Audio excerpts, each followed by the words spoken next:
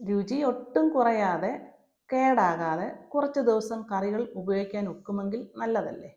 അങ്ങനെ ഒരു കറിയാണ് ഇന്നത്തെ വീഡിയോയിൽ ഷെയർ ചെയ്യുന്നത്. വെള്ളരിക്ക അല്ലെങ്കിൽ കുക്കുംബർ പല രീതിയിൽ കറി വെക്കാം. സിമ്പിളായി രുചികരമായി തേങ്ങ ചേർക്കാതെ പെട്ടെന്ന് വെള്ളരിക്ക എങ്ങനെ ഉണ്ടാക്കാമെന്ന് നോക്കാം. അതിനായിട്ട് ഇടത്തരം വെള്ളരിക്ക അതിൻ്റെ സ്കിന്നൊക്കെ കളഞ്ഞ് വൃത്തിയാക്കി ചെറിയ പീസാക്കിയിട്ട് അതൊരു വലിയ പാനിലേക്ക് മാറ്റുക.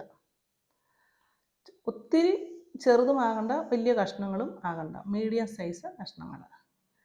എന്നിട്ട് ഇതിലേക്ക് 1/4 ടീസ്പൂണ് മഞ്ഞൾപ്പൊടി, 2 പച്ചമുളക്, അതുപോലെ 1/2 കപ്പ് വെള്ളം ഒഴിക്കുക.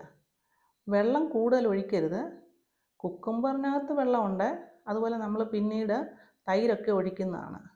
അതുകൊണ്ട് 1/2 കപ്പ് വെള്ളം ഒഴിച്ച് മീഡിയം ഫ്ലെയിമിൽ അടച്ച് വെച്ച് വേവിക്കുക. കുറച്ച് കഴിഞ്ഞ് തുറന്ന് നോക്കുക, 1/4 ഭാഗത്തോളം വെന്ത് വന്നിട്ടുണ്ട്. ഈ സമയത്ത് ആവശ്യത്തിന് ഉപ്പ്, 1/4 ടീസ്പൂൺ ഉലുവാപ്പൊടി, ഉലുവാപ്പൊടി ഇല്ലെങ്കിൽ കടുക് വറക്കുന്ന സമയത്ത് ഉലുവ ചേർത്താലും മതി, കറിവേപ്പില എന്നിവയിട്ട് വീണ്ടും ഇളക്കി അടച്ച് വേവിക്കുക. ഇത് വേകുന്ന സമയം 2 കപ്പ് തൈര് എടുത്ത് അത് ഉടച്ച് വെക്കുക. ഈ തൈരിനകത്തും വെള്ളമൊന്നും ചേർക്കേണ്ട ആവശ്യമില്ല. ഇനി നമ്മൾ തൈരൊക്കെ ഉടച്ചതിന് ശേഷം വെള്ളരിക്കയുടെ അടപ്പ് തുറന്ന് നോക്കുക. ഇപ്പോൾ എല്ലാം വെന്ത് വന്നിട്ടുണ്ട്. ഇങ്ങനെ വെന്ത വെള്ളരിക്കയിലേക്ക് ഉടച്ച തൈര് നമ്മൾ ഒഴിക്കുക. ലോ ഫ്ലെയിമിൽ വെച്ച് കുറച്ച് സമയം ഇളക്കിക്കൊണ്ടേ ഇരിക്കണം. ആവശ്യമെങ്കിൽ തിളച്ച ചെറിയ ചൂടുവെള്ളം അതും ഇതിനകത്ത് ഒഴിക്കുക. കുറച്ച് നേരം ഇളക്കുക. ഒത്തിരി അങ്ങ് തിളപ്പിക്കരുത്. ഫ്ലെയിം ഓഫാക്കുക. ഇനിയും ചെറിയൊരു പാനിൽ വെളിച്ചെണ്ണ ഒഴിക്കുക. വെളിച്ചെണ്ണ അവരവരുടെ ആവശ്യമനുസരിച്ച് കൂട്ടുക കുറയ്ക്കുക ചെയ്യാം. എന്നിട്ട് അതിനകത്ത് ഷാലറ്റ്സും വെളുത്തുള്ളിയും ഇട്ട് മൂപ്പിക്കുക.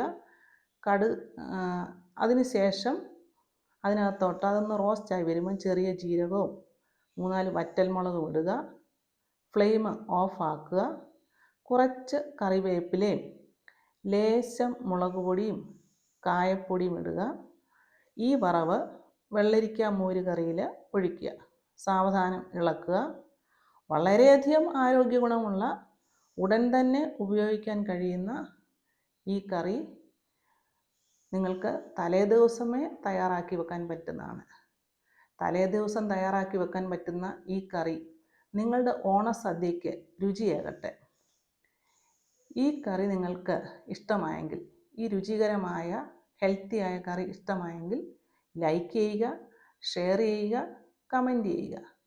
അടുത്ത ഒരു നല്ല റെസിപ്പിയുമായി കാണുന്നത് വരെ ഹാവ് എ നൈസ് ടൈം.